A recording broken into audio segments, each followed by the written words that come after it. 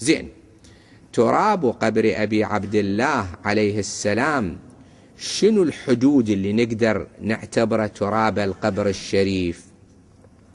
قايلين القبر وأطرافه بالمقدار الذي يعد من توابعه، يعني 2 3 4 حول القبر الشريف، هذه تعد ضمن القبر. أكثر من هذا شلون؟ مشكل.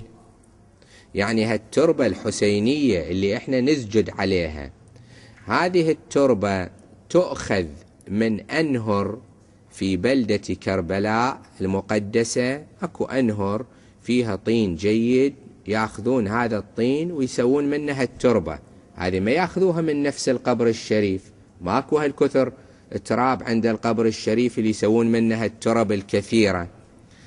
فإذا واحد يريد من هذه ياكل، مشكل، هذه مو مأخوذة من القبر أو أطراف القبر.